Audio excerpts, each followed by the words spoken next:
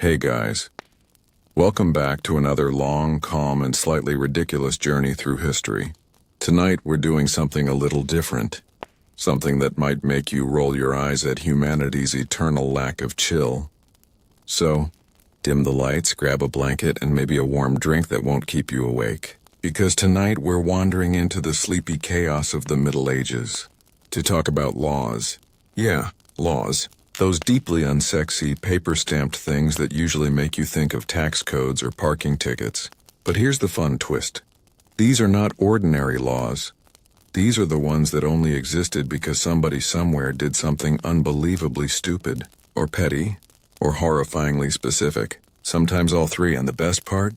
These laws were often written in official, Latin-soaked seriousness, as if thou shalt not duel a goose was the kind of moral guidance humanity desperately needed. So, let's begin our calm stroll through medieval madness, one ridiculous rule at a time. Let's start with the Cheese War of 1370. Our first law comes to us from medieval France, because of course it does. There was this small town in the Loire Valley that had a bit of a problem. It wasn't plague. It wasn't invaders. It wasn't even the usual problem of over-enthusiastic monks stealing each other's wine barrels. It was cheese. Apparently, the local cheesemakers got into a dispute, not over taste or quality, but over shape. One group insisted that the divine cheese shape was round. Another group claimed it was rectangular, because that way you can stack it for trade. Because apparently, nothing says God's will like dairy geometry. The argument escalated into a literal brawl at the weekly market. Carts were overturned, curds were thrown, and one poor monk reportedly had to hide behind a butter churn to survive. So, the local lord, tired of hearing about the cheese riots, issued an official decree. No man shall form cheese in square or rectangular molds within the market limits of this town. It became law. Imagine that in a written, royal-backed regulation because too many people were getting assaulted by brie. And yes, that's the Middle Ages for you. A world where your ruler might burn you for heresy one day and then outlaw square cheese the next. Next up, the royal no pointy shoes. Let's float over to England now, the land of rain, wool, and laws about footwear. In the late 1300s, English nobles developed a bit of a fashion addiction. The trend? Ridiculously long, pointy shoes. We're not talking about a couple of inches here. We're talking half a foot of curled leather snout extending past your toes like a medieval ski slope. These were called poulains, and the longer the points, the higher your social status. Of course, because what better way to prove your nobility than by being physically incapable of walking properly? By the time of King Edward IV, things had gotten absurd. Men were tying the tips of their shoes to their knees with little chains so they wouldn't flop around. Church leaders started complaining that such footwear was an offense to God and decency, which, frankly, might be the most British complaint ever written. But the breaking point came during a royal ceremony when one knight, we don't know his name, but I wish we did, tripped on his own shoes in front of the king and face-planted into the floor. It was apparently so undignified that the court scribes couldn't even decide how to describe it. Some say Edward laughed. Others say he immediately ordered a decree that no shoe shall extend beyond 2 inches from the toes, a whole law, because one nobleman did a medieval nosedive in front of everyone, and that's how England temporarily banned pointy shoes. Not for moral reasons, but because someone wiped out in royal company the don't die in Parliament law. Let's move over to England again, a couple centuries later. Because this one's just perfection. So, in the Palace of Westminster, the seat of English Parliament, there's a famous rule that says, it is illegal to die in the Houses of Parliament. Now, if you're thinking, wait, how can they enforce that? Congratulations. You've already thought harder than most of medieval England ever did. The origin goes back to the 13th century, when the site of the modern parliament was a royal palace, a holy place, Technically, under the sovereign's direct authority, anyone who died there was considered to have died on sacred ground, which meant, their body technically belonged to the crown. That meant expensive funerals, legal chaos, and paperwork that made medieval scribes weep into their quills. After a few too many old nobles keeled over mid-debate, the king's advisors decided to solve it the way all medieval people solved things, by making it illegal. Now obviously, no one could actually punish you for dying, but the point was administrative. If you dropped dead in Parliament, officials could pretend it didn't happen there, thus avoiding an entire mess of royal funeral laws. To this day, the law survives more as a weird urban legend than an enforceable statute. But the reason it exists at all is because a bunch of men in wigs got tired of filling out death paperwork. The Pig Trials of France. This one's a personal favorite. Because yes, medieval Europe had actual animal trials. As in pigs, goats, dogs, all marched into court and assigned legal representation. Let's set the sleepy stage. France around 1386. A sow, a female pig, was accused of murdering a child. And not just accused in the people are mad at an animal sense, oh no. This was full-on, legally binding. The pig was dressed in human clothes. A judge presided. A prosecutor read charges against the person of the sow. And, because medieval people loved their theater, the pig was assigned a defense lawyer. The poor man's job was to convince the court that the pig did not have the moral faculties required for sin. And somehow, the court rejected that argument. After a full day of proceedings, the pig was declared guilty and executed in the town square, because justice, apparently. Now here's where the law comes in. After a few of these bizarre animal trials, the church and local rulers realized that public executions of livestock were not exactly efficient. So new rules were drafted stating that if an animal belonging to a peasant caused injury, it was the owner who faced punishment, not the beast itself. A very sensible change, though one that only happened after multiple pigs had been publicly tried for murder. So yes, animal rights law in Europe was born not out of compassion, but out of sheer bureaucratic exhaustion. The No Bathing Together Decree of Prague. Let's gently wander east to Bohemia, modern-day Czech Republic, in the late 1300s. Now, people in medieval Prague were quite fond of public bathhouses. They weren't exactly clean by modern standards, but they were cozy, warm, and social. Think of them as medieval Starbucks, but with more nudity. The thing is, men and women often bathed together, which predictably led to problems. The church wasn't thrilled, but the final straw came one spring evening when a nobleman and a local merchant's wife were discovered, not exactly bathing behind a curtain. The scandal apparently involved a wine jug, an argument over soap, and a priest who happened to be in the next tub over. By morning, the city council had enacted a new rule. Henceforth, no man and woman shall bathe together under the same roof, save in wedlock. This was accompanied by a fine for immodest washing, which honestly might be the most medieval phrase ever written. It became such a big deal that separate bathhouses were constructed for men and women, effectively ending the once social ritual of mixed bathing across Bohemia. So, one steamy argument in a bathhouse became a citywide ban, a small reminder that every prudish law has a ridiculous backstory. The goose-dueling ban of Augsburg. If you've ever wondered whether medieval Germans were more dignified than the French, the answer is a resounding no. In the early 1400s, the city of Augsburg had a problem with goose duels. Yes, you heard that right. Apparently, young men, usually apprentices, would gather on feast days, grab live geese by the neck, and challenge each other to tug-of-war battles. Whoever ended up holding the goose when it broke free. On now, these duels were messy, noisy, and often fatal, mostly to the geese, though occasionally to the participants when knives got involved.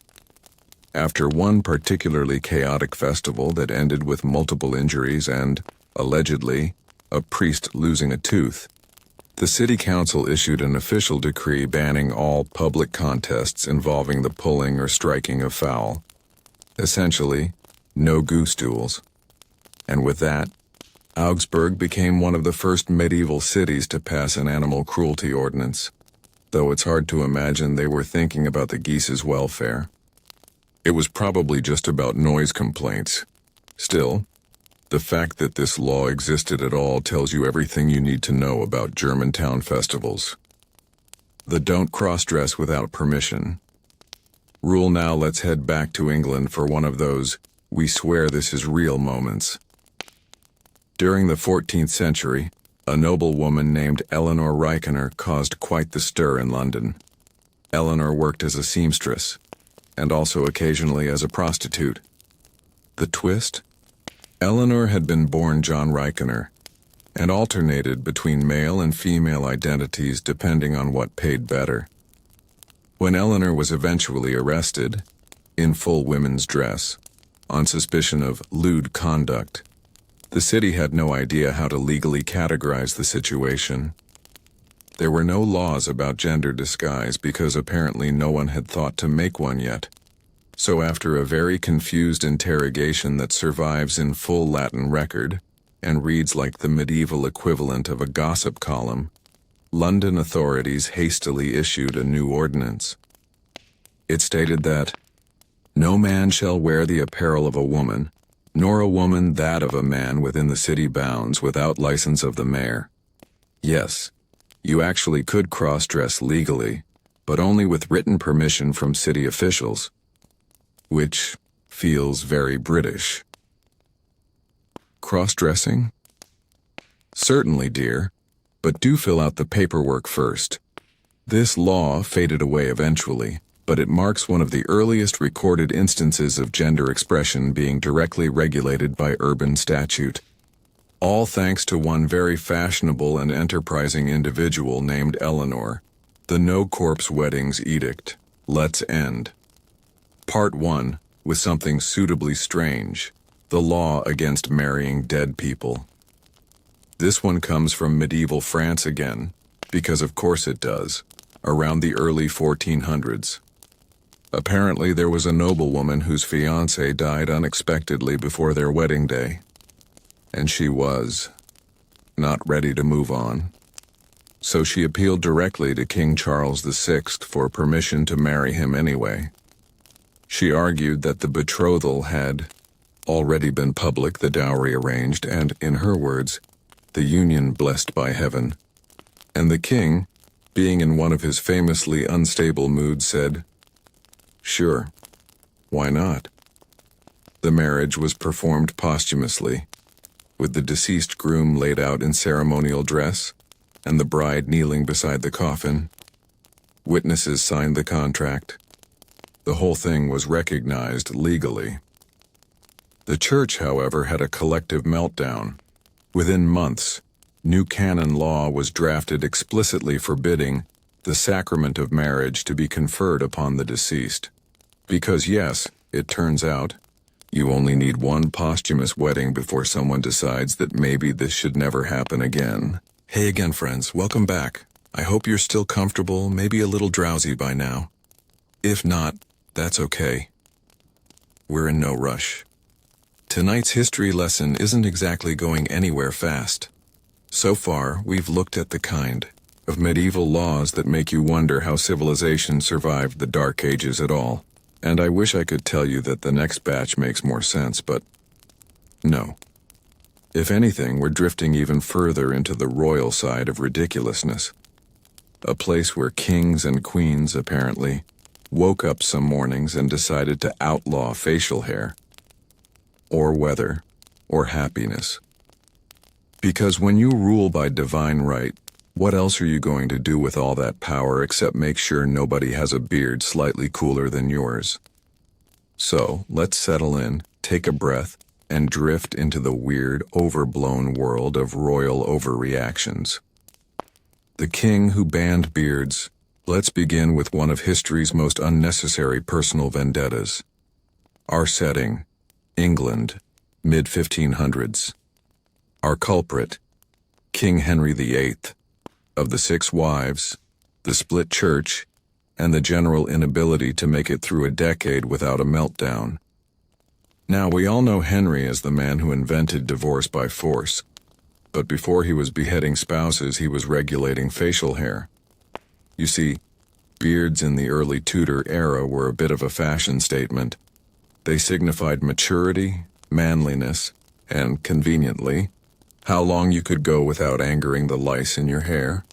For much of his early reign, Henry himself sported a neatly trimmed beard. But then one day, around 1519, he had a falling out with the French king, Francis I. What does this have to do with beards? Well, Henry and Francis had once bonded over the fact that they both wore them, in one of those brotherly monarch gestures where you match your friend's grooming choices. So when Francis ticked him off politically, Henry decided the best revenge was to shave it all off, and not just his own. According to contemporary accounts, he announced that no man in his kingdom shall wear beard or whiskers without license. A beard tax was implemented, meaning that if you wanted to keep your majestic tuft of chin fur, you had to pay the king directly. How much? Depends on your rank.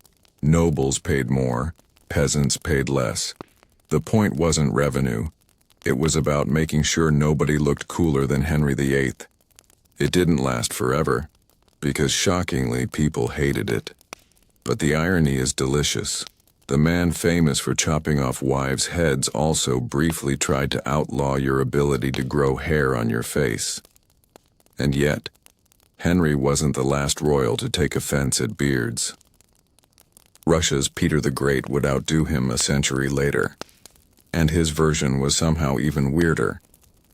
Peter the Great and his beard-hunting scissors. Let's float northeast now, to late 1600s Russia, a land of snow, vodka, and the occasional czar with a violent enthusiasm for modernization. Peter the Great had just returned from a long trip across Europe. He'd spent months studying shipbuilding in Holland and hanging out with engineers in England, and he came home with one overwhelming thought. Everything about Russia is old-fashioned and embarrassing. In particular, Peter hated the traditional long, bushy beards worn by Russian men. He saw them as symbols of backwardness, relics of the orthodox past he wanted to shake off. So, in 1698, Peter did what any rational, level-headed monarch would do. He started cutting them off. Personally, when he returned to Moscow, Peter reportedly greeted his courtiers with a smile and a giant pair of scissors. According to multiple witnesses, he would lunge at noblemen, laughing, and snip off their beards before they could react. Others were forcibly shaved in the palace courtyard. After the initial wave of scissor-based chaos, he turned it into official law. All men, save priests and peasants, shall shave their beards. Those who refuse shall pay a tax. Yes, another beard tax. But Peter took it to another level. Each man who paid was given a small copper token, engraved with an image of a nose, mustache, and beard, and the inscription, "The beard is a superfluous burden. If an official stopped you on the street, you had to show your token or risk a fine and, or worse, an impromptu shaving." The funniest part? Despite the terror, some Russians refused to shave for religious reasons. They believed beards were sacred, a sign of God's image on man.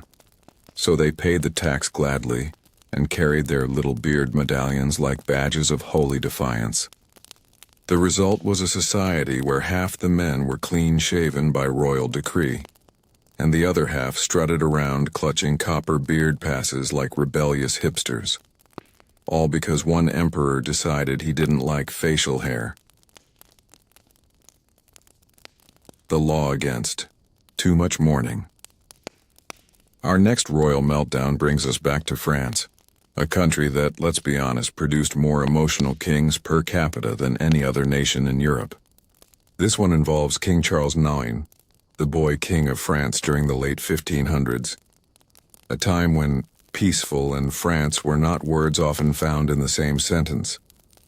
Charles had grown up surrounded by violence, political scheming, and his very charming mother, Catherine de' Medici, who basically ran the kingdom from behind the throne. He was moody, paranoid, and not exactly built for emotional regulation. After the massacre of St. Bartholomew's Day in 1572, a horrifically bloody event that Charles technically authorized but later regretted, the court fell into deep mourning. Black clothing, solemn processions, candlelit prayers, the whole sad theater of guilt and grief, and Charles hated it. Not because of the tragedy, but because everyone kept reminding him of it. So, in what can only be described as a royal tantrum, he issued a decree stating that no subject of France shall wear mourning longer than 6 weeks, nor speak publicly of grief beyond the proper time. He even specified the acceptable shades of black fabric, forbidding excessive darkness in clothing as an affront to the spirit of recovery. Essentially, he outlawed too much sadness. Naturally, this didn't go over well. Nobles continued to wear black, partly as protest, partly because no one wanted to buy an entirely new wardrobe every month. But the decree technically stayed on the books, a weird footnote in French law that probably deserves to be read at every therapy session ever. It's the historical equivalent of your boss telling you to cheer up after the apocalypse. The rain curse and the bishop who banned weather now, we glide into a more ecclesiastical flavor of madness, one that involves an actual bishop, a drought, and a misunderstanding of how meteorology works. Our setting, England, early 1200s. A small rural diocese had been suffering through months of relentless rain, fields flooded, livestock drowned, and the local population began muttering that the heavens were punishing them for some unspecified sin.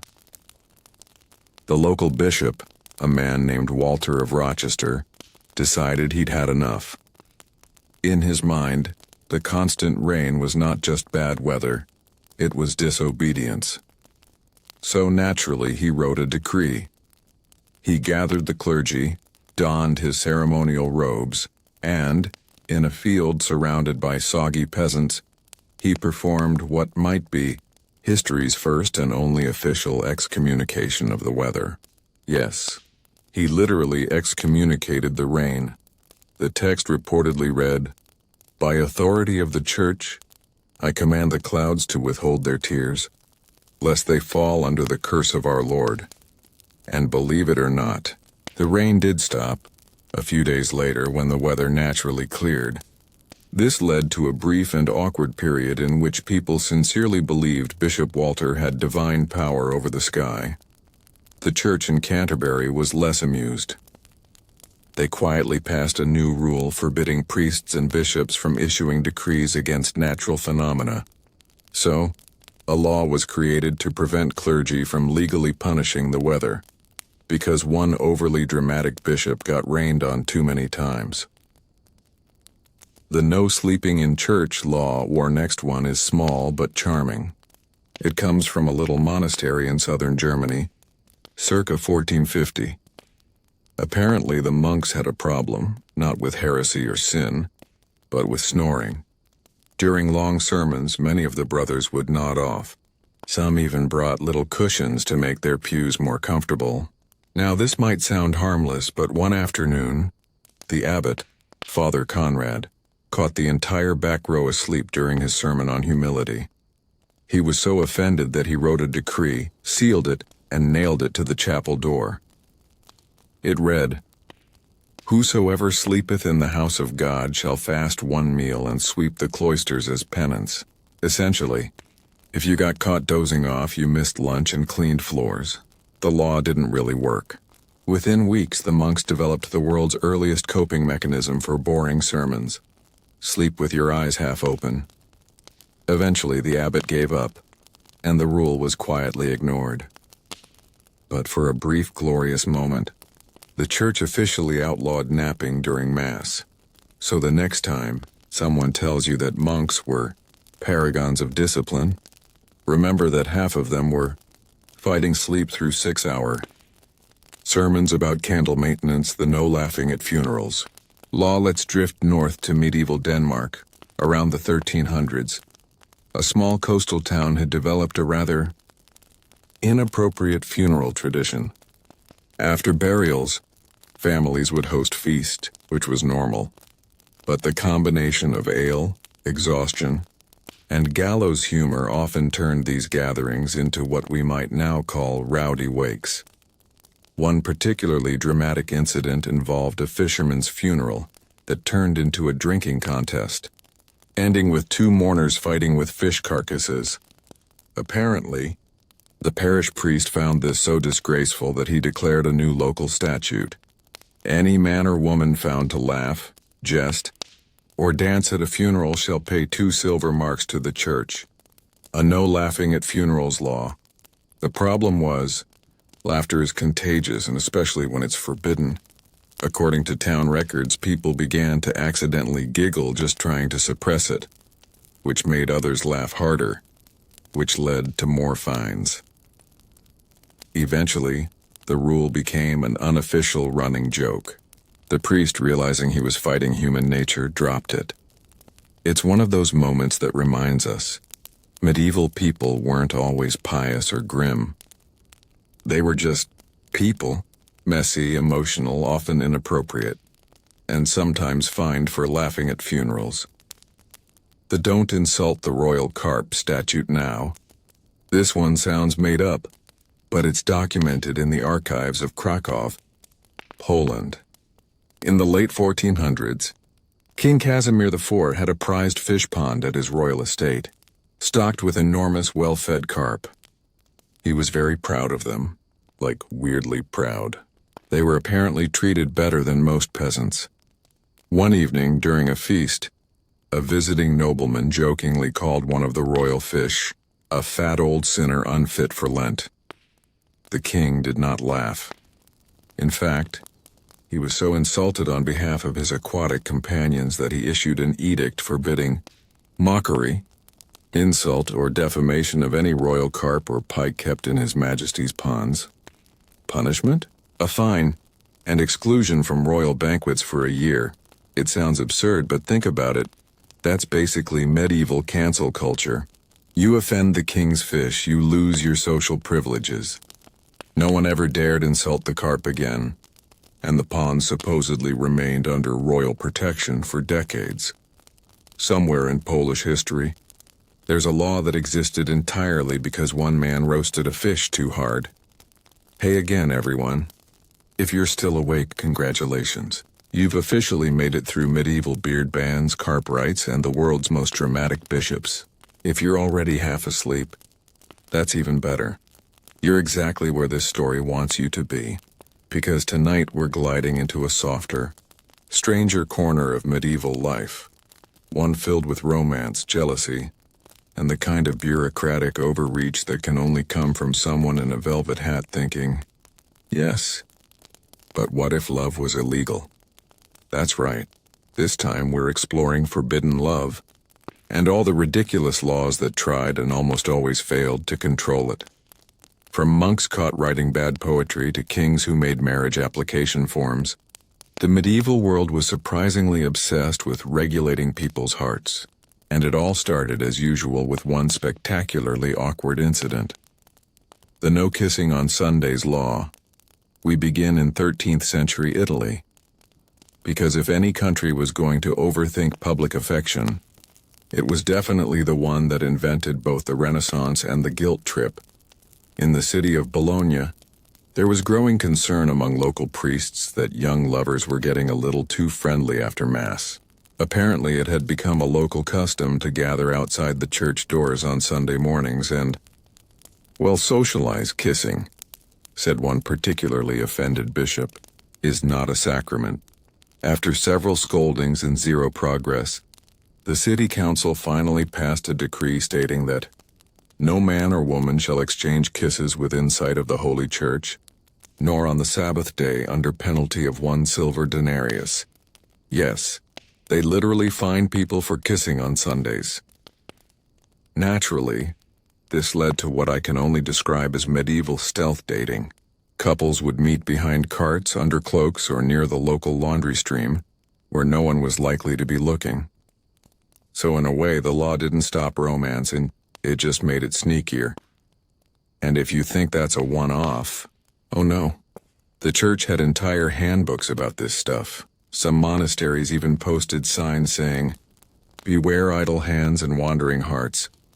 Imagine being so afraid of love that you start writing poetry about not touching people.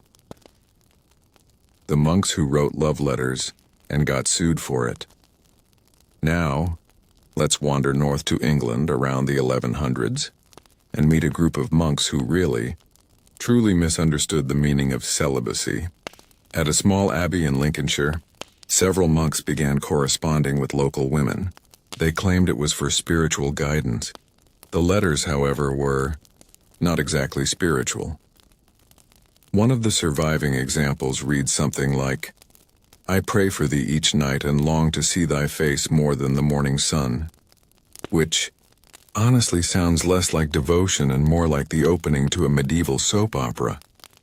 When the abbot found out, he was horrified, not because of the impropriety, though that was bad enough, but because the women had started writing back. Before long, the local bishop had to step in. He issued a new rule.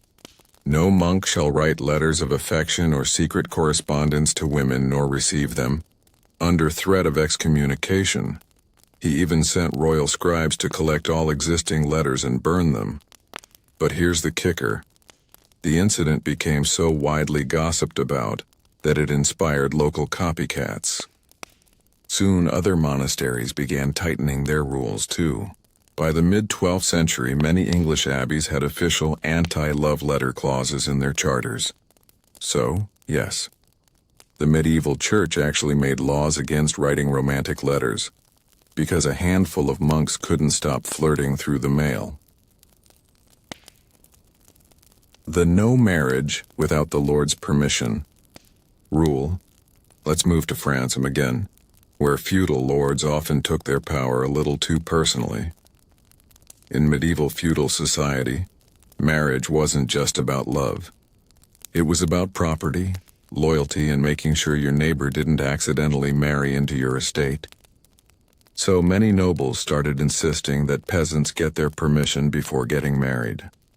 One of the earliest written examples comes from around 1250, where a local charter in Burgundy states, "No man or woman of the village shall wed without the Lord's leave, nor may they give their daughter without consent."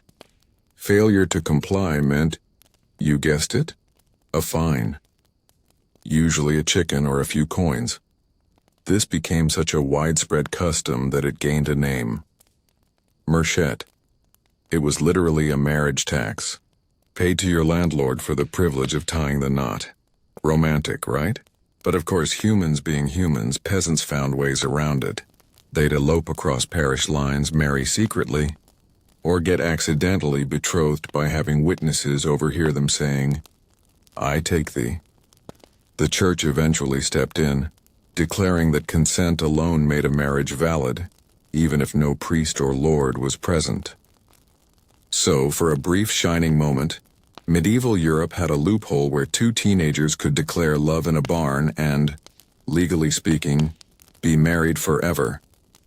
And that, unsurprisingly, caused another wave of chaos. The law of forbidden secret marriages, because the church giveth, and the church taketh away. After centuries of people taking advantage of the consent loophole, Pope Innocent III finally snapped in 1215. At the famous Fourth Lateran Council, he declared that no marriage shall be considered valid unless publicly announced and blessed before witnesses. In In other words, no more secret weddings. This was directly in response to what one historian called a generation of impulsive unions. There were too many cases of people marrying on a whim, then denying it when things got awkward, or when someone wealthier came along. So the Pope, probably tired of hearing technically, "We said I do," made a law requiring public bans, official marriage announcements read aloud in church for 3 Sundays before the ceremony. If no one objected, congratulations. You could marry. If someone did object, usually a jealous ex or an angry father, the whole thing stopped until further investigation. You might be thinking, wow, that's overkill. But honestly, it's one of the only medieval laws that actually made sense. And yet it still came about because too many people were secretly getting hitched in stables. The no flirting during Lent decree, now let's float south again, to Spain around the early 1400s there. The church took issue with people using the fasting season of Lent as, strangely enough, a dating opportunity. Because everyone was gathering for extra church services, it apparently became prime time for courtship. Young men would accompany women to Mass, offer to carry candles or sneak compliments during processions. A bishop in Valencia decided this was unacceptable. He issued a decree that stated, "Let no man seek the company or conversation of maidens during Lent, lest he turn holy time to lustful thought." In other words, no flirting for 40 days. Clerics were even instructed to patrol churchyards and report any improper conversation, because nothing says romance like being supervised by a monk with a notepad. Of course, the rule didn't last long. By Easter, half the population was engaged, and the bishop reportedly moved to another diocese for health reasons. Moral of the story, you can outlaw flirting, but you can't legislate hormones. The "you must marry your kidnapper" law, this next one, is uncomfortable. But it's also one of the most bizarrely common medieval legal practices. Across parts of Europe, especially in Scotland and the Balkans, there existed a rule known as marriage by abduction. Essentially, if a man kidnapped a woman and they spent the night together, consensual or not, he could claim her as his lawful wife. It sounds horrifying, and it was. But here's where it gets even weirder. In some places, women were actually pressured to go along with it afterward, because refusing would dishonor the family. So, to make things respectable, local lords wrote laws requiring a formal marriage afterward. The justification? It prevents further scandal. Thankfully, the church eventually condemned the practice outright, declaring it invalid without free consent, but not before hundreds of small towns had their own written kidnap marriage clauses. It's one of those historical moments where you realize just how elastic the idea of law could be. Sometimes it was about justice. Sometimes it was just damage control. The forbidden lovers can be executed, unless they're royal clause now. Let's step into the royal courts for a minute, because if you think commoners had strict rules about love, the nobles were living in a soap opera of their own, complete with legal double standards. Take the case of Queen Isabella of France, wife of Edward II of England. Edward famously preferred the company of a certain knight named Piers Gaveston. The court hated it.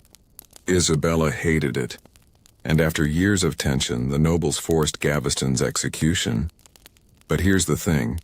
England had no actual law against royal infidelity, so Parliament created one.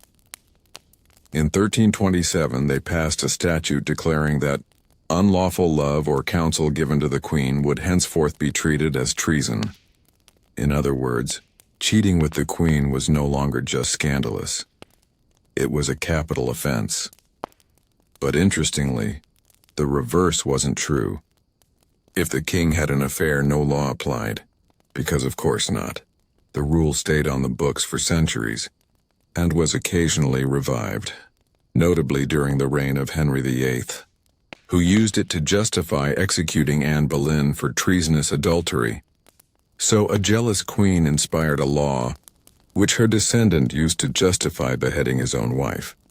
A neat little circle of dysfunction, tied up with royal hypocrisy. The no love between nuns rule now. You might think monasteries and convents were peaceful little bubbles of prayer and gardening. But according to a surprising number of medieval records, not exactly.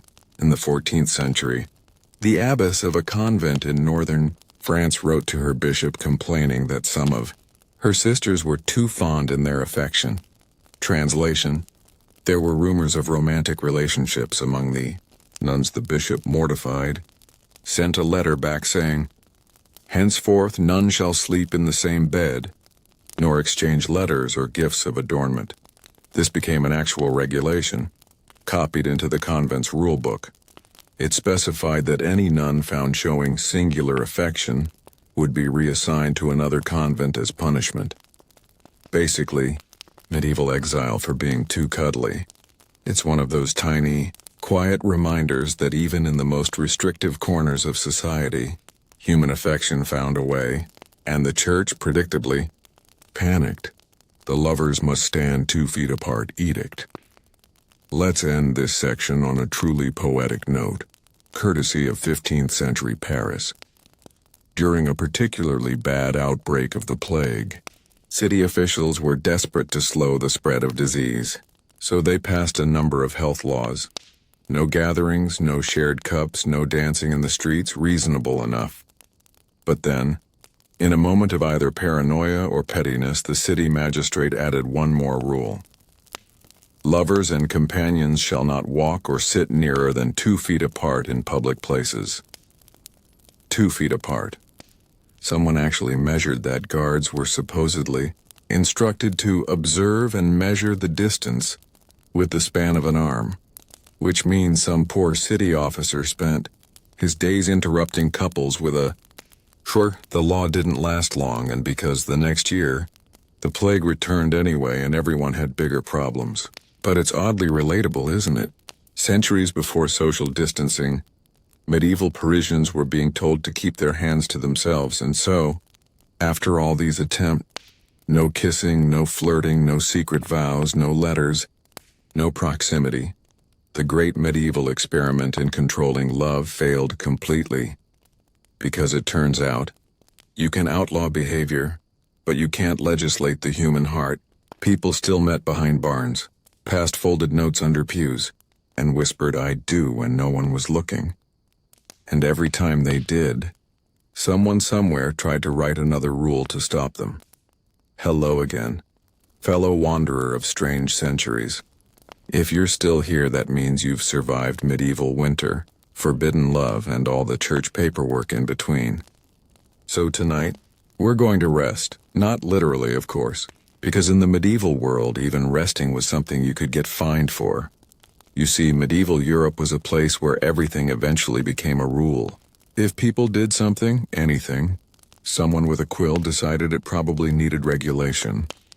So grab your candlelight, settle back, and let's stroll through a world where naps were crimes, cheese was currency, and sneezing could be suspicious behavior. The law against afternoon naps we begin in southern France, sometime in the 13th century, in a sleepy little town called Albi. And I do mean sleepy farmers.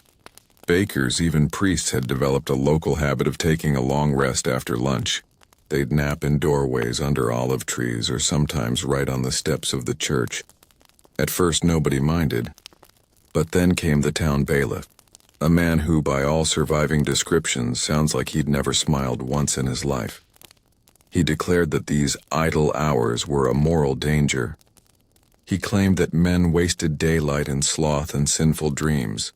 So he wrote an ordinance, and this is true, that said, "Let no man sleep in public view past the 6th hour, nor lay idle upon the street, lest he be fined 2 sous for sloth." That's right, 2 sous for taking a nap. The law even included an exception. If you were drunk, it didn't count as a nap. It counted as temporary incapacity, which really tells you everything you need to know about medieval priorities. It didn't last long, because the entire town collectively ignored it.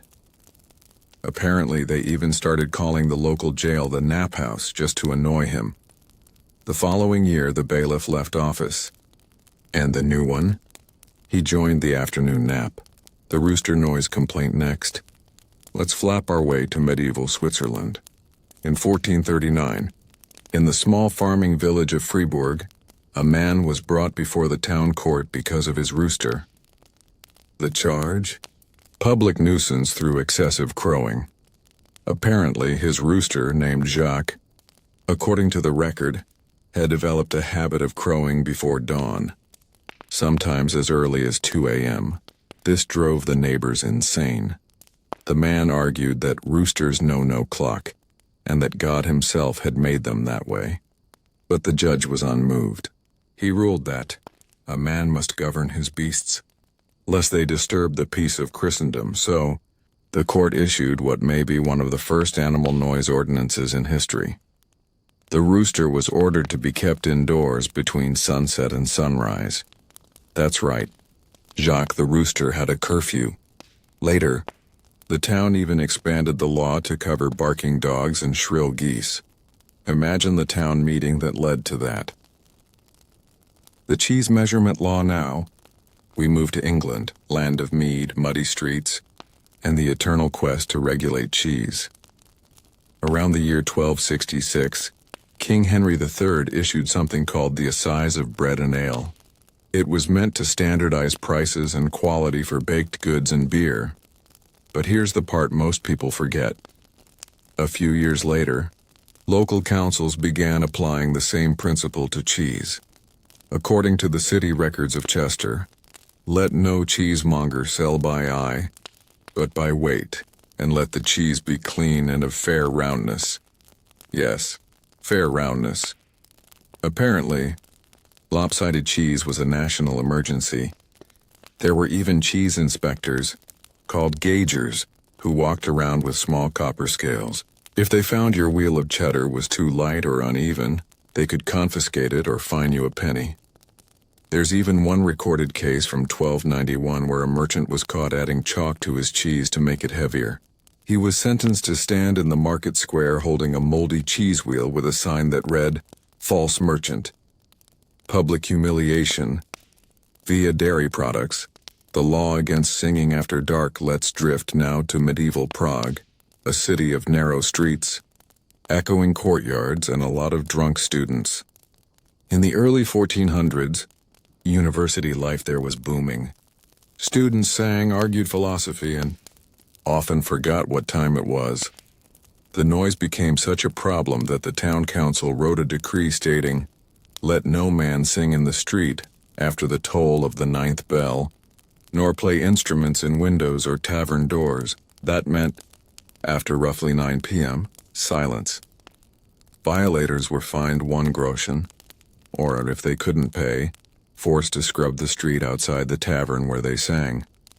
There's even one delightful report of a student who argued in court that his singing was a form of prayer. The judge agreed, but still fined him because, quote, "Even holy music is unholy when off-key." I can't prove it, but I'm convinced that was the first official case of noise pollution in European history. The law of the unwashed cart now. Let's roll to Florence, 15th century, the height of the Renaissance, where marble fountains gleamed and artists argued about angels. But while the rich were busy painting ceilings, the city council had a more pressing issue: filthy carts. You see, carts in Florence were often used for both transporting goods and, well, waste. Animal manure, household trash, even dead fish from the market. The smell became unbearable. So the council passed an ordinance that stated, "Let all carts be washed once per fortnight in the river, under penalty of 5 florins." They even appointed cart inspectors, who walked the streets sniffing for violations. But here's the twist. Washing carts in the Arno River made the water filthy, which caused the bakers to complain because they used river water for dough. So then they passed another law. Let no man wash his cart in the Arno during the baking hour. That's right. The Renaissance city that gave us Leonardo da Vinci also made it illegal to wash your cart at the wrong time of day. Progress, as always, comes in layers. The candle tax lets dim the lights and move north again, to medieval Bruges. In Flanders, this city loved candles. Every guild, church, and tavern glowed with them. But candles were made of tallow, which came from animal fat. And as the population grew, fat became expensive. So the city introduced what was called the candle levy. It stated that every household using more than 3 candles per evening must pay an extra tax to the city watch. To enforce this, officials actually walked around at night checking windows for excessive light. People, of course, found loopholes. Some used mirrors to double the brightness of one candle.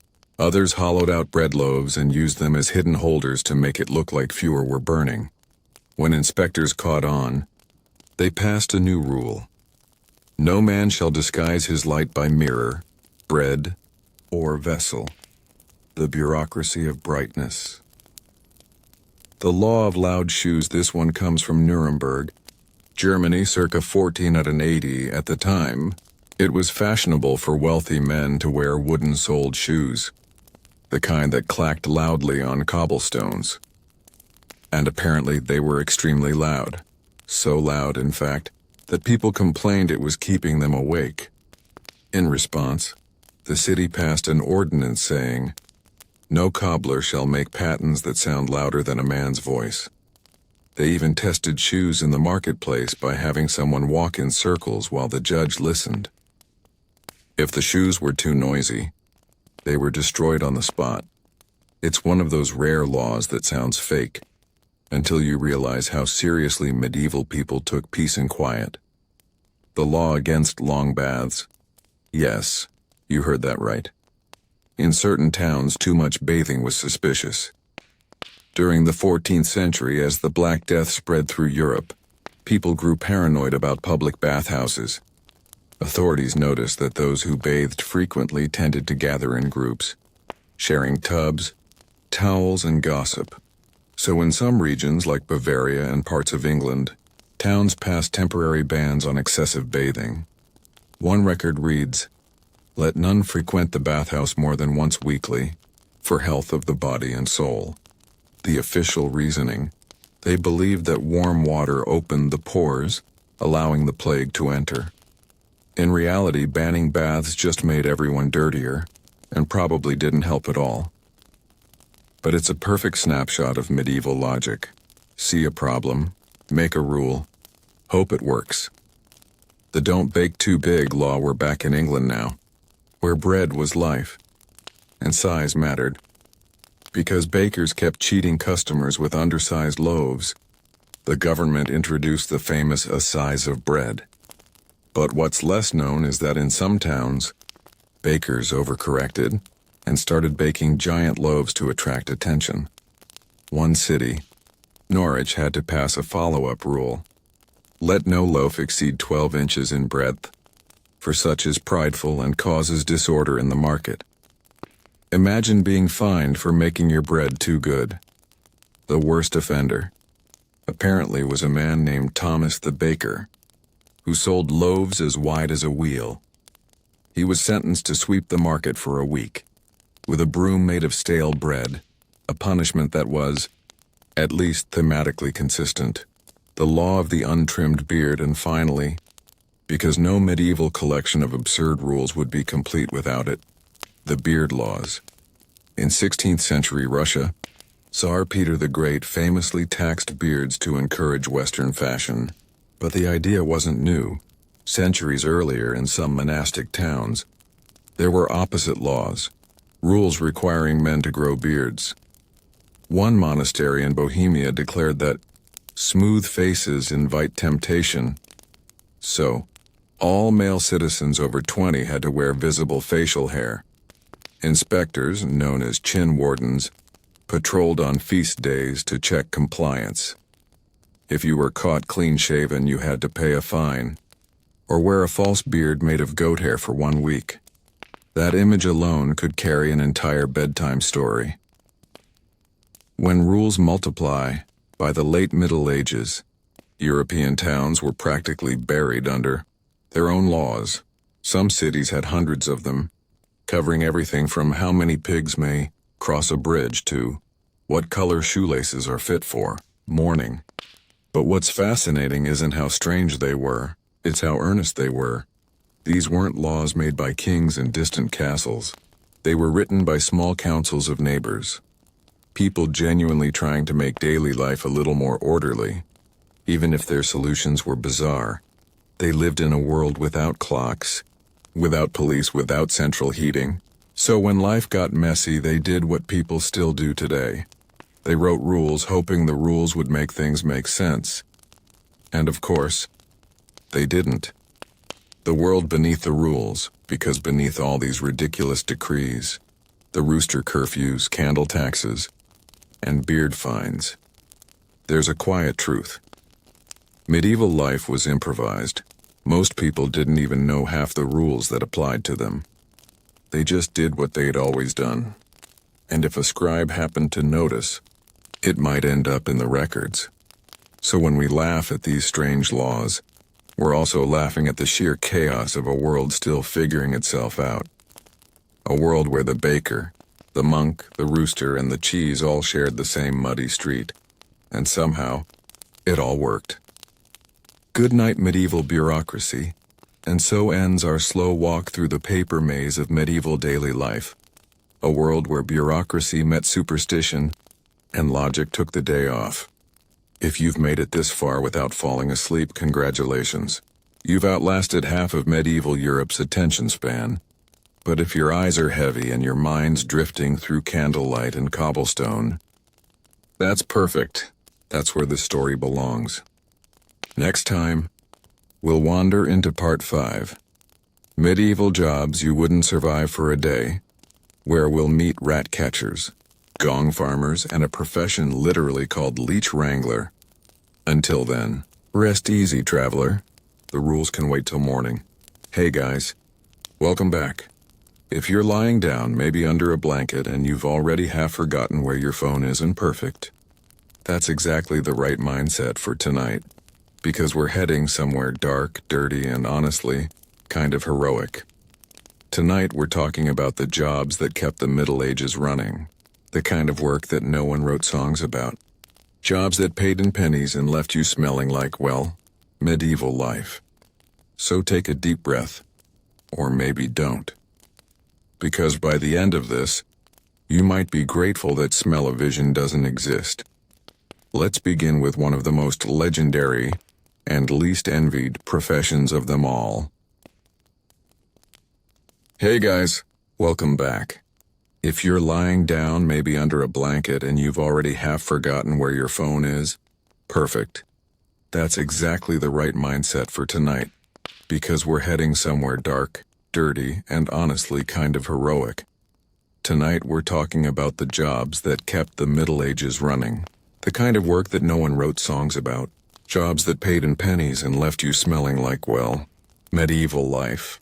So take a deep breath, or maybe don't.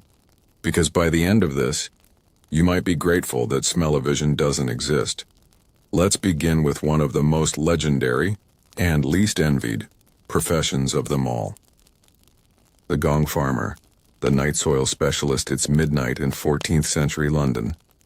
The streets are quiet, except for the distant splash of the Thames and the occasional dog, scavenging for scraps, and somewhere beneath your feet, deep in the wooden tunnels and cesspits of the city, is a man with a shovel. He's called a gong farmer, not because he plays music, but because the word gong once meant dung. Yes, this man's job was to dig out human waste. All of it.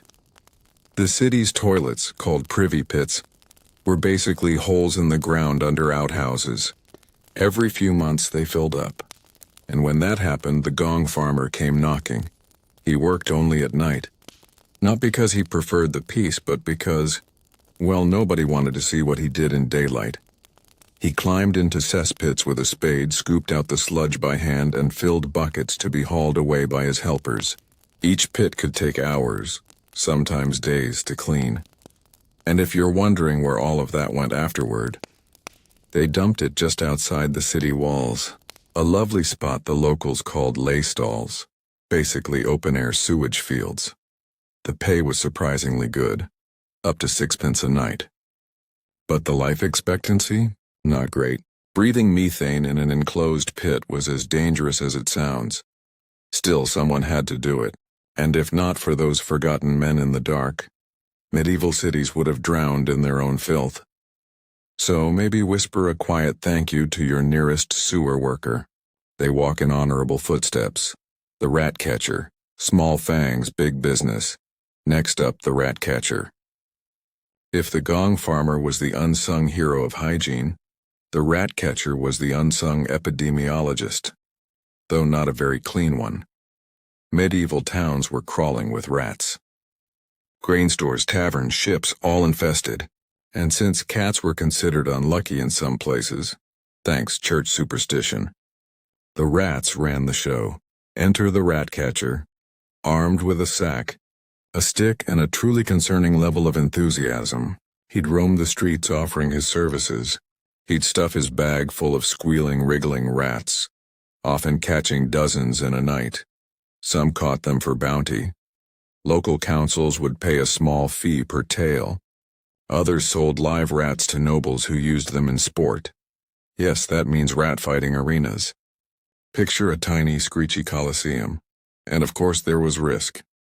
The rat catcher was constantly bitten, scratched and crawling. With fleas, the same fleas that carried the plague, a 14th century chronicler described them as men marked by God's hand, probably, because they were covered in bite scars and smelled like they lived inside a barn. Still, there was pride in the trade. Many wore a badge with a small brass rat, a symbol of their public duty. You could say they were the medieval version of pest control, just with fewer regulations and more teeth marks. The fuller, the cloth beater of doom now. Let's drift to something that sounds peaceful but really wasn't. Cloth making. Specifically, fulling, the process of thickening and cleaning wool fabric. Fullers worked knee-deep in vats of water, beating newly woven cloth with wooden paddles to make it soft and strong. It sounds like a relaxing job. Until you hear what they used instead of soap. Urine. Lots of it. Human urine collected from buckets on the street. People actually saved it up and sold it to the fullers, who used it because it contained ammonia, which helped clean and whiten the wool. Imagine spending your entire working life ankle-deep in warm fermented pee, pounding fabric while the sun bakes overhead. Many fullers developed skin burns, coughs, or constant nausea. The smell was legendary. One traveler wrote that you could smell a fulling yard from the next parish. But the job was vital. Every robe, every cloak, every church tapestry started its life beaten in a tub of something you'd rather not think about. So if you're ever wrapped in a cozy wool blanket, give it a nod. Somewhere in the 13th century, a poor fuller suffered so you could feel warm. The leech collector, if you were unlucky enough to get sick in medieval Europe, and who wasn't, odds are someone eventually suggested a leech. Leeches were the gold standard of medicine for centuries. They were used for everything from headaches to gout to melancholy humors, which brings us to one of the strangest and most miserable jobs of the period, the leech collector. Their task was to wade barefoot into swampy ponds and let the leeches attach to their legs. Once the bloodsuckers latched on, the collector would pluck them off carefully and store them in jars filled with water. Leeches were valuable, especially to physicians and monasteries. A good collector could earn decent coin, but at a cost. The constant blood loss often left them weak, dizzy, or permanently scarred. And if they worked in colder climates, they risked frostbite too. One English collector in the 1400s described the experience as like being robbed slowly by worms. Poetic, but accurate. Still, the trade persisted well into the 18th century. So the next time you hear about traditional medicine, maybe spare a thought for the person who had to feed the leeches first, the treadwheel crane. Operator, let's move from the swamp to the sky. Picture a cathedral, rising above the horizon and stone towers, vaulted ceilings and gargoyles frozen mid-grin. Now imagine how all that heavy stone got up there. You might picture cranes or pulleys, but in the 13th century the power source was human legs. Inside a huge wooden wheel, men, sometimes even prisoners, walked like hamsters to lift tons of stone into place. They were called treadwheel operators, or sometimes just walkers. Their job was literally to walk in circles, high above the ground all day long. It was slow, exhausting, and terrifying. If the rope snapped or the wheel jammed, people died. And even when it didn't, your legs would give out long before the workday ended. Still, they were part of something extraordinary. The silent workforce behind Europe's greatest cathedrals. You could say they powered the Gothic age one step at a time. The plague doctor's assistant. Now I know what you're thinking. The plague doctor was already a terrible job. But being the assistant was even worse, because the doctor got the fancy leather coat and the beaked mask filled with herbs. You got to carry the buckets of infected clothes, burn bedding, and bury patients. Assistants were often unpaid apprentices, students, or even convicts promised a pardon if they helped serve the sick. They handled the dirtiest work, scraping vomit from beds, washing corpses and disinfecting with vinegar. The death rate among them was staggering. Some records suggest that in certain towns more plague assistants died than actual doctors. Still, someone had to hold the torch while the masked doctor muttered prayers over a dying man. They were the invisible backbone of medieval medicine, brave, doomed, and mostly forgotten. The resurrectionist. By the 15th century, universities were starting to teach anatomy. And that meant medical students needed bodies to dissect. But the church frowned on cutting up Christians. So there weren't exactly donations. Enter the resurrectionist, a man who made a living digging up the freshly buried and selling them to scholars. They worked by moonlight, moving quickly with shovels muffled by cloth. They didn't take jewelry or clothes, only the body. It was less about greed and more about grisly efficiency. In some cities, this became an organized trade. Medical schools quietly paid for specimens and no questions asked. Of course, if you were caught, the punishment was brutal. Desecrating a grave was a capital crime in most places, but that didn't stop them. Because where there's curiosity and profit, there's always someone willing to dig a little deeper. The night squire, all right. Time for something that sounds glamorous, but isn't.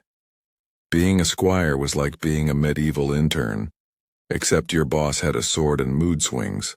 A squire served a knight in everything, polishing armor, feeding the horse, cleaning weapons, carrying messages, and sometimes helping their lord put on 50 pounds of chainmail at dawn. They trained constantly. Sword drills, jousting practice, etiquette lessons.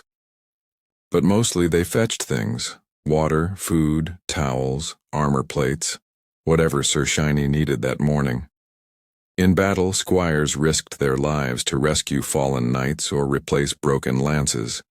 But if they survived and proved loyal, they might one day be knighted themselves. So yes, technically it was an opportunity, just not a very comfortable one. The taster, and then there's the royal taster. You might think being close to the king was an honor, but if your job was to eat his food first, maybe not so much. Poisoning was a real fear in medieval courts, so tasters were hired to sample every dish before it reached the royal table. Records from various courts show that tasters occasionally died suddenly, which probably didn't help morale. Imagine sitting down to dinner, the king smiling at you, and he says, "Be a deer and try the venison." You take a bite, wait 30 seconds, and if you're still alive, everyone digs in. A weird mix of trust, terror, and indigestion. Some tasters even developed immunity tricks, consuming tiny doses of common poisons over time. which means they were basically the original lab rats of fine dining. The alchemist's assistant alchemy sounds mystical. In reality, it was explosive. The assistant of an alchemist spent his days grinding minerals, stoking fires, and occasionally ducking for cover when experiments went wrong. They handled mercury, arsenic, sulfur, all without gloves or ventilation. Many went half-blind or developed tremors from the fumes, and after all that, the master might still end the day shouting, "We're so close to gold." Spoiler, they weren't. Still, the assistant got a front-row seat to the birth of modern chemistry, one explosion at a time. The dog whipper, yes, that's a real title. In medieval churches, dogs were a constant problem. They followed their owners to mass, barked at choirs, fought each other during sermons, and occasionally ate communion bread. So churches hired a dog whipper, an official whose sole job was to keep the peace with a whip or stick. He patrolled the aisles, gently or not so gently escorting unruly dogs out the door. Some towns even gave them uniforms and bells so worshippers knew help was on the way if Fido got too excited. Imagine sitting through a sermon while a man in a tunic quietly chases a barking terrier with a stick. That's the medieval experience in a nutshell. The executioner now, this one was well paid, but not well loved. The executioner lived in a strange limbo. They served justice, but society shunned them. They couldn't live near churches, join guilds, or even shake hands in public. Their families often inherited the job, passing it down like an unwanted heirloom. The irony: executioners were often some of the best trained surgeons around. They knew anatomy inside and out, for obvious reasons. Some even doubled as healers, treating wounds in secret because no one else dared visit them. A lonely, grim profession, but essential in its own way. The candle watcher. And finally, let's end with something quieter. The candle watcher. In great halls and cathedrals, keeping hundreds of candles burning safely was serious business. One careless spark, and centuries of carved wood could vanish. So special attendants, often elderly monks or servants, stayed awake through the night to trim wicks and replace wax. They worked in silence, alone among shadows, the air thick with beeswax and smoke. It sounds peaceful. But imagine doing it every night for years, half asleep, half praying, surrounded by flickering ghosts of light. Maybe not the hardest job, but certainly one that teaches patience. The unsung workers of the Middle Ages. So, when we picture medieval life, shining armor, royal banquets, grand castles, it's worth remembering who actually made all that possible. The gong farmer, the fuller, the treader in the wheel. They lived short, hard lives, but they kept the cities from collapsing.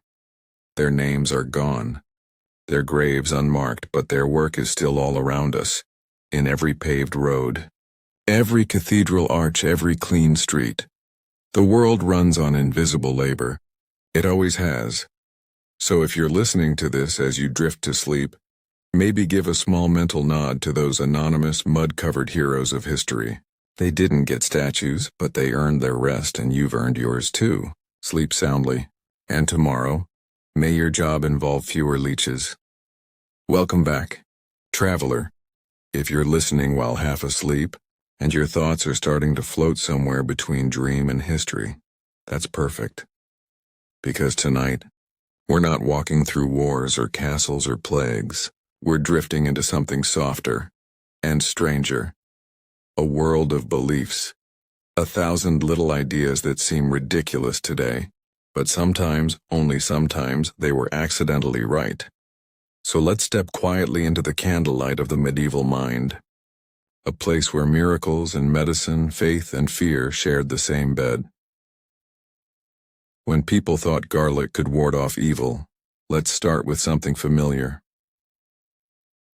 In the medieval world, garlic was powerful. People hung it above their doors, rubbed it on their windowsills, even wore it around their necks. Why? To ward off demons, witches, and, of course, the plague. Now, if you told a medieval peasant that garlic kills bacteria, they'd stare blankly and say, "It kills bad air, my friend." And honestly, that wasn't too far off. They believed disease came from miasma, or poisonous air that crept through towns and fields. And in their own way, they were observing real things. Infection spreading through smell, sickness lingering where the air was foul. Garlic, it turns out, contains allicin, a natural antibiotic. It does help fight infection. So yes, the superstition about garlic keeping death away wasn't magic. It was chemistry, just 200 years too early. You could say they didn't know why it worked, but they knew that it worked. The bell at the neck of a cat in medieval England. Cats were complicated creatures. To some, they were symbols of witchcraft, silent spies of the night. To others, they were the guardians of the granary. But in certain towns, people tied tiny bells around their cats' necks. They said it drove away evil spirits, and in a way, it did. Because the evil spirits were actually rats. That tinkling bell warned vermin that a hunter was near, keeping them away from stored grain and food. So while the explanation was wrapped in superstition, the result was very practical. The medieval mind didn't always separate good luck from good science. Sometimes, they were the same thing. When they slept in 2 shifts, now let's wander inside a small cottage. It's night. The hearth glows faintly, the floor is straw, and a family sleeps huddled under wool blankets. But not all at once. In many parts of Europe, people believed it was natural to sleep in 2 parts, what they called first sleep and second sleep. They'd go to bed just after dusk, wake around midnight for an hour or 2, pray, talk, even visit neighbors, then drift off again until dawn. They thought waking in the middle of the night was healthy, a way to let the soul breathe. And here's the strange thing. Sleep scientists now say they were right. Our bodies naturally move through 2 sleep cycles at night when we don't use artificial light. Those quiet hours in the middle, that watch between sleeps, and align with a natural rhythm called biphasic sleep. So their mystical soul time was, in truth, a glimpse of perfect human biology. The healing power of touch. If you lived in medieval England, you might have believed that a royal touch could cure you. Literally. People suffering from diseases like scrofula, a form of tuberculosis, would travel miles to be touched by the king. They called it the king's touch. It sounds like delusion, but there's a fascinating twist. Modern science has shown that touch, especially from someone you trust or revere, can lower stress hormones, calm the heart, and boost the immune system. It doesn't cure tuberculosis, of course, but it can help the body heal better. In other words, no magic, no miracle, just human chemistry. They believed holiness flowed through the king's hands. We'd call it oxytocin and cortisol regulation. Different words, same gentle truth. The moon and madness. Few symbols haunted the medieval imagination like the moon. They believed it ruled over tides, fertility, blood, and madness. In fact, that's where we get the word lunatic, from Luna, the moon. Doctors would even schedule surgeries or bleedings depending on the moon's phase. It sounds absurd, until you realize that lunar gravity does affect fluids on Earth, and the human body is mostly fluid. Some modern studies even suggest subtle changes in sleep, mood, and behavior around the full moon. It's not witchcraft, just a quiet pull we still don't fully understand. So maybe, when those medieval doctors looked up at the moon before opening their patients' veins, they were sensing something real, even if they couldn't explain it. Bread is a blessing. In a small village chapel, a priest might bless loaves of bread before the harvest. People would break a piece off, crumble it into milk, and give it to the sick. They said it carried divine healing. And again, strangely, that belief may have helped. Bread was baked in communal ovens, one of the few places in town hot enough to sterilize food. Blessed bread wasn't just holy, it was safe. While unbaked dough or raw grain might carry bacteria or mold, that golden loaf from the church hearth was clean. And eating it really could make you feel better. Faith and hygiene hand in hand. Herbs, charms, and the doctrine of signatures. Medieval herbalists followed something called the doctrine of signatures, the belief that God marked every plant with a sign of its purpose. If a plant looked like a body part, it was thought to heal that part. Lungwort had spotted leaves, and it must heal the lungs. Eyebright had white flowers with dark centers. It must be good for eyes. Walnuts looked like brains. They must help with thought and memory. And while it sounds silly, many of those plants do contain relevant compounds. Lungwort has anti-inflammatory agents. Eyebright contains astringents that soothe eye irritation. Walnuts are rich in omega fatty acids, which really do support brain health. So while the reasoning was divine, the results were biochemical, a strange poetic way to do science by instinct. Iron to ward off spirits across Europe. People nailed iron horseshoes above their doors to keep evil away. Some hung iron knives by the cradle to stop fairies from stealing their babies. They believed iron burned the spirits of the unseen, and while fairies may not have been real, their fear of them did have an unexpected benefit. Iron tools meant stronger buildings. Iron near the cradle might deter rats or vermin, and horseshoes above the door? They simply worked as good luck charms, but also as lightning conductors during storms, channeling danger away from the home. It's a pattern we'll see again and again. Superstition that accidentally built safer lives. The pilgrimage cure. When medicine failed, people often went on pilgrimage, walking hundreds of miles to a holy site to be healed. It sounds desperate, even naive. But walking was exercise, fresh air, sunlight, social contact, and a sense of purpose, all known today to improve health and mental well-being. Many people really did come home feeling better. Not because a saint's bone cured them, but because the journey itself did. Faith moved their feet, and the movement healed their hearts. Saintly relics and immunity. Medieval people loved relics. Bits of bone, hair, or cloth said to belong to saints were stored in ornate boxes. People kissed them, prayed beside them, even touched them to their wounds. And while the objects themselves weren't miraculous, the way they were kept was. Relics were often stored in clean, dry places. Churches that used incense and candles, both natural disinfectants. They were touched only by clergy, who washed their hands before Mass. So pilgrims who came to venerate relics were, by coincidence, visiting some of the most sterile environments in the medieval world. The belief made no sense scientifically, but the hygiene habits it inspired saved lives. Charms against nightmares. In Old English homes, people hung sprigs of St. John's wort above their beds to keep nightmares away. They called it chase devil, and they weren't entirely wrong. That same herb contains compounds that act as mild antidepressants and sleep stabilizers. In modern medicine, St. John's wort is used to treat mild anxiety and depression. So yes, it really did help chase devils. Just not the kind they imagined, the fear of stagnant water. To medieval villagers, still water was cursed. Wells that didn't flow were dead. Marshes were haunted by spirits, and so they avoided them. They didn't know about bacteria, but they had seen people fall ill after drinking from stagnant pools. Avoiding haunted water was, in fact, basic public health. The ghost story protected them, not from spirits, but from cholera. Touching iron after a fright. Even today, some people say touch wood for luck. In the Middle Ages, it was touch iron.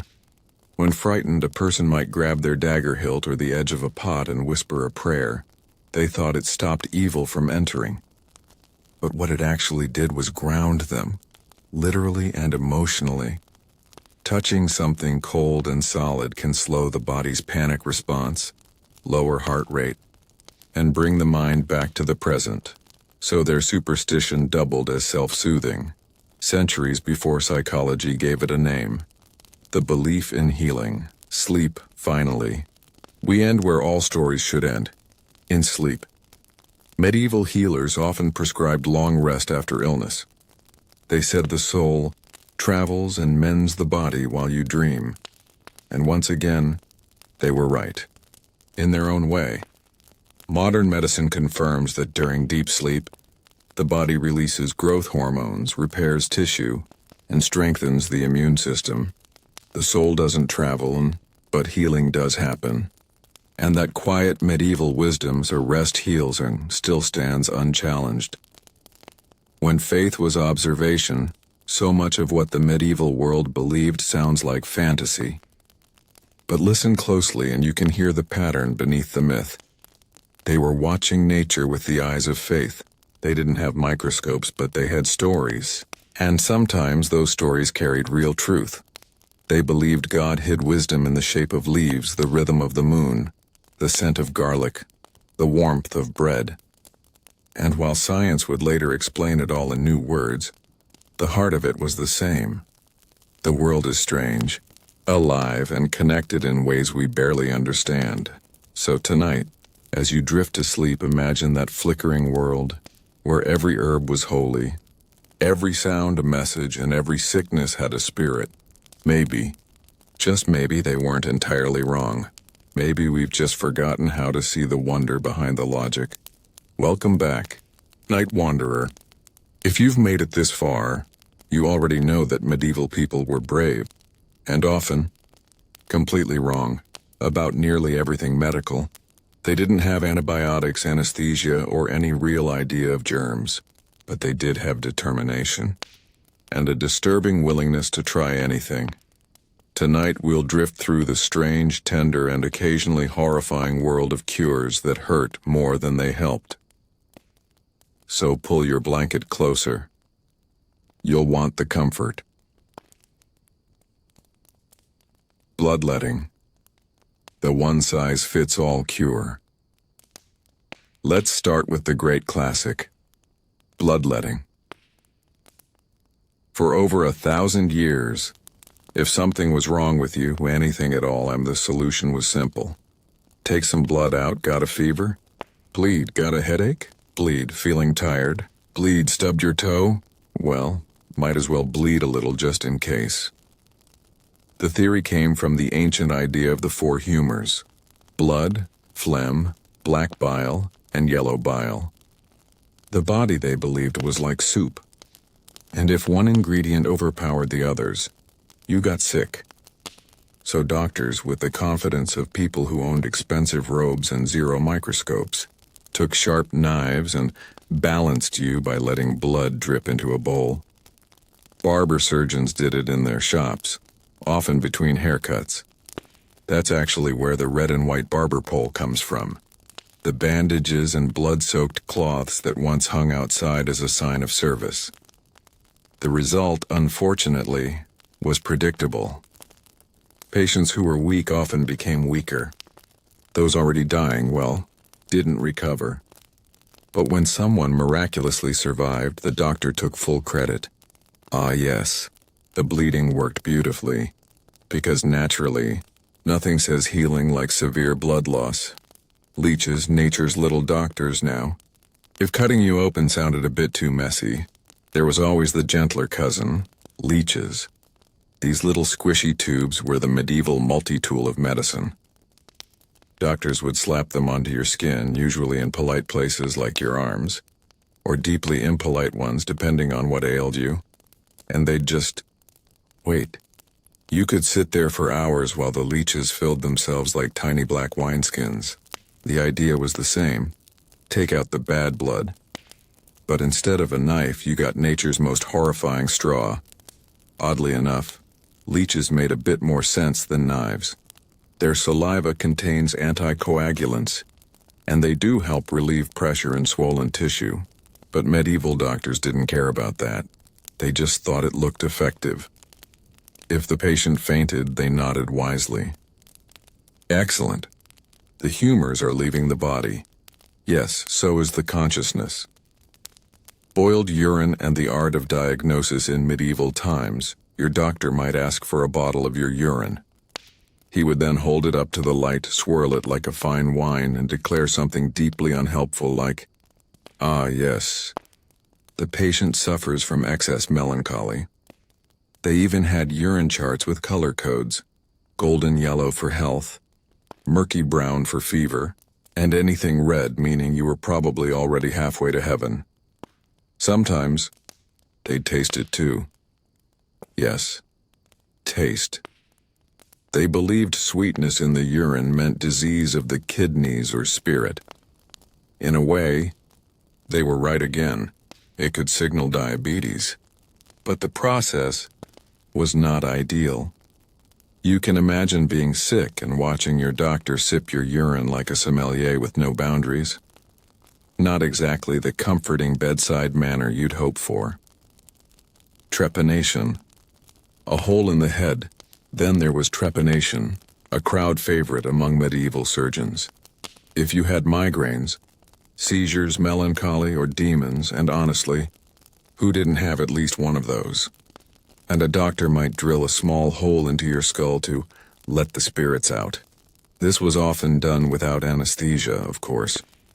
Maybe a sip of wine, maybe a prayer, then crunch, a piece of bone removed, a soul theoretically lightened. Incredibly, some patients did survive. Archaeologists have found skulls showing bone regrowth, meaning people lived for years after, so yes, the cure sometimes worked. But not for the reason they thought. It likely relieved pressure from brain swelling. Still, it's hard to imagine telling someone today, "You're feeling a bit sad? Let's drill a hole in your head." The Middle Ages were nothing if not ambitious. Mercury baths and the price of beauty for those dealing with syphilis or just unfortunate skin conditions. There was the luxurious option of mercury treatment. Yes, mercury. That silvery liquid metal that looks like magic and is, in fact, extremely poisonous. Physicians would rub mercury ointment on the skin, or worse, have patients sit in vapor baths filled with mercury fumes. The idea was to sweat out the sickness. Patients certainly sweated, and hallucinated, and often died. But for a while it seemed to work, because the mercury would temporarily suppress symptoms. So naturally they just kept doing it. You can almost picture some poor nobleman, teeth falling out, hair gone, cheerfully announcing, "My physician says I'm cured." Yes, you are. Of life. The cure of roasted mice. If you were a medieval child suffering from whooping cough, the remedy might come from the kitchen. Specifically, from the oven. Because your mother might roast a mouse, crush it into a paste, and feed it to you mixed with honey. This, apparently, was meant to strengthen the lungs. It's the kind of treatment that tells you two things. Nobody truly understood respiratory illness. People back then were a little too comfortable with their food chain. Sometimes the mouse was burned whole and worn in a pouch around the neck to frighten the sickness away. Which, yes, would definitely frighten someone away. The cure for plague. Do absolutely everything wrong. During the Black Death, everyone became a doctor, and every doctor became a disaster. They tried everything. Vinegar baths, crushed, emeralds, onions in the armpits, bathing in urine, even sitting between two roaring fires to sweat out the poison. There was also the plague suit. A long leather robe, gloves, and that famous bird mask stuffed with herbs. It looked ridiculous, but oddly enough the mask helped by filtering bad air. The rest of the cures? Not so much. People drank mercury, rubbed feces on their skin, and prayed in crowds, which only spread the disease faster. Still, there's a quiet sort of humanity in it all. They were terrified, and they were trying. That counts for something.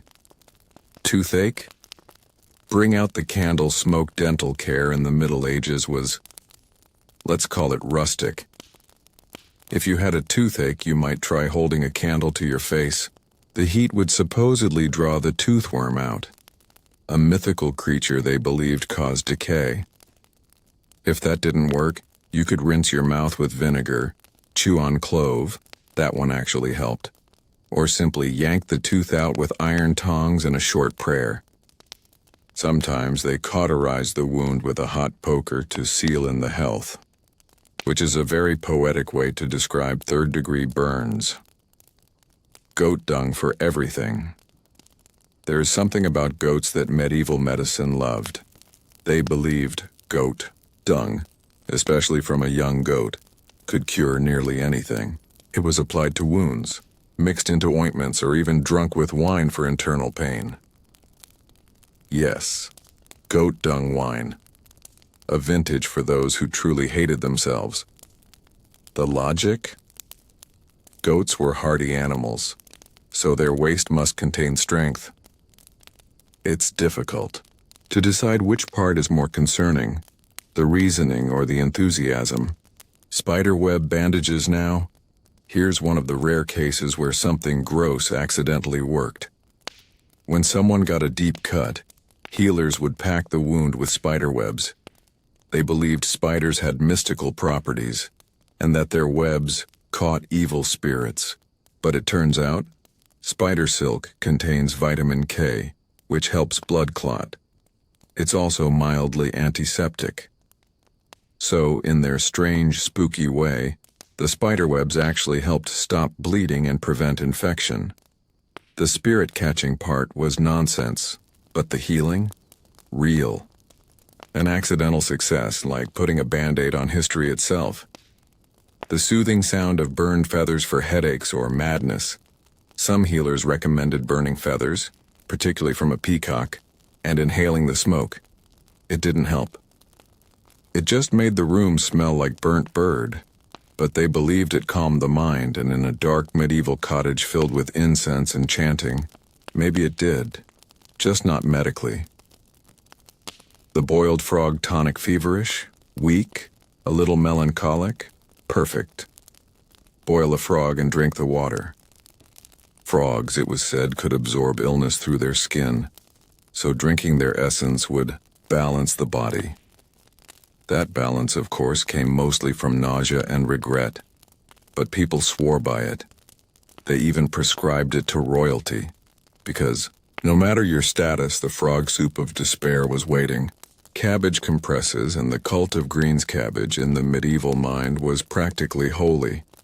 It could heal headaches, drunkenness, snake bites, gout, and bad moods. The process was simple. Boil cabbage leaves, slap them on the affected area, and wait for a miracle. In fairness, cabbage is anti-inflammatory, so this was another one of those rare moments when a cure wasn't completely ridiculous. But the problem was, they used it for everything. Fever, cabbage, broken bone, cabbage, death, probably still cabbage. If nothing else, it gave comfort and made the patient smell faintly of soup. The cure for insanity. Cold water and Chain's mental illness was poorly understood, to say the least.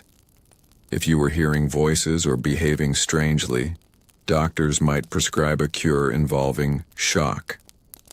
Cold water poured over your head until you calmed down. Or confinement, often with literal chains. They thought restraint would help cool the blood. What it really did was destroy lives. There was no compassion in it, just fear. And yet it tells us something about the limits of their world. They wanted to fix what they didn't understand. They just didn't know how. The logic of suffering. When we look back at these cures, the leeches, the bleeding, the roasted mice, it's easy to laugh. But there's something deeply human underneath the horror. They were trying to make sense of pain. They wanted to believe suffering had a remedy, that the body could be balanced, purified, set right. They didn't have microscopes, but they had courage. And a very strange kind of hope. So tonight, as you drift toward sleep, remember, you live in a world where illness is treated with clean needles, sterile gloves, and medicine that actually works. No leeches, no goat dung, no roasted rodents. Just quiet, gentle science. And maybe, if you're lucky, a good night's rest. Sleep well, traveler. You've survived medieval medicine. Welcome back, dreamer. We've bled, boiled, and bandaged our way through medieval medicine, so it's only fair that we now step into something a little more fragrant. Because if there's one thing history has never been able to fully capture, it's the smell of the Middle Ages. A mix of tallow smoke, wood ash, stale ale, wet wool, and humanity. The perfume of a world before plumbing. And yet, against all odds, medieval people did try to stay clean. Not in the way we imagine, with showers, soaps, and scented lotions, but in their own creative, earthy, and occasionally stomach-turning ways. Some of their methods even worked. Some were worse than the problem. And most were a bit of both. So breathe shallowly, traveler, and step closer. Let's take a slow walk through a world where cleanliness was part superstition, part survival, and part sheer guesswork. Bathing. Rare, ritual, and sometimes scandalous. We begin, as all good hygiene stories do, with the bath. Now, the myth that people in the Middle Ages never bathed isn't entirely true. They did bathe, often more than you'd expect. But how, where, and why they did it changed over time. In early medieval towns, public bathhouses were common. Men and women soaked in large wooden tubs filled with hot water, sometimes separately, sometimes not, depending on how adventurous the town council was feeling. There were candles, herbs floating in the steam, and servants pouring more hot water from kettles. It was as much a social ritual as it was hygienic, a place to gossip, flirt, and occasionally commit mild acts of sin, which is why the church eventually frowned upon it. By the 14th century, bathhouses had a reputation. Too many giggles, too few prayers. So priests began preaching that bathing tempted the flesh, and soon public baths were shuttered across much of Europe. But the habit didn't vanish entirely. People began to wash at home, not whole-body baths, but partial ones. A bowl of warm water for the face, armpits, and feet. A quick wipe with a linen cloth dipped in rosewater or vinegar. It wasn't perfect, but it kept disease away better than total neglect. And in a curious twist, the nobles who avoided full bathing for fear of moral impurity often smelled worse than the peasants who still dunked themselves in rivers. Soap, grease, ash, and a dash of mystery. Soap existed. But it wasn't the soft, fragrant kind we know. It was a rough, grainy lump made from boiled animal fat and lye, a mix of ash, water, and caustic soda strong enough to strip the grease off chainmail. This early soap stung, stank, and occasionally removed more skin than dirt. Still, people used it. Wealthier folk imported finer versions from places like Castile or Aleppo. Olive oil-based soaps that were smoother, milder, and scented with herbs. They were considered luxuries, used sparingly and stored like treasure. Meanwhile, peasants made do with soft soap, a brownish sludge brewed from leftover kitchen grease and wood ash, scooped from a bucket with a stick. It didn't smell pleasant, but it worked. And if you closed your eyes and pretended, you could imagine it was lavender. Tooth care, vinegar, cloth, and charcoal dust. A smile in medieval Europe was a dangerous thing. Tooth decay was common, and the cure, pulling, was quick, brutal, and final. But people did try to prevent it. They rubbed their teeth with rough linen cloth soaked in vinegar or wine, sometimes mixed with crushed mint or sage. Some even used salt or ashes, harsh but mildly disinfecting. Charcoal, too, was popular. The same soot that blackened fireplaces also polished teeth surprisingly well. And here's the strange part. For all the crude tools and the lack of dentists, archaeologists often find that medieval skeletons had better teeth than many people today. No sugar, no soda, no processed food. Just bread, meat, and herbs, hard on the gums, but kind to the enamel. Their breath, though, let's just say the garlic and ale diet didn't help. Perfume and the art of not smelling like a person. When bathing became rare, perfuming became essential. Nobles wore scented pouches around their necks called pomanders, small metal balls filled with herbs, cloves or ambergris, a fragrant lump found in whale intestines. They also sprinkled rose water on their hair, burned incense in their chambers, and dabbed perfumes on their clothes instead of their skin. A clean scent, after all, meant not just hygiene but virtue. If you smelled sweet, you were considered spiritually pure. Of course, most of this was illusion. The average medieval street reeked of sewage and smoke. But within those walls of velvet and spice, people believed they had mastered odor, and perhaps for a fleeting moment, they had latrines and chamber pots, the hidden world below now. We must talk about where all that food and wine went. Sanitation was the great mystery of the medieval city. Many homes had simple privies, wooden seats over a pit dug in the yard.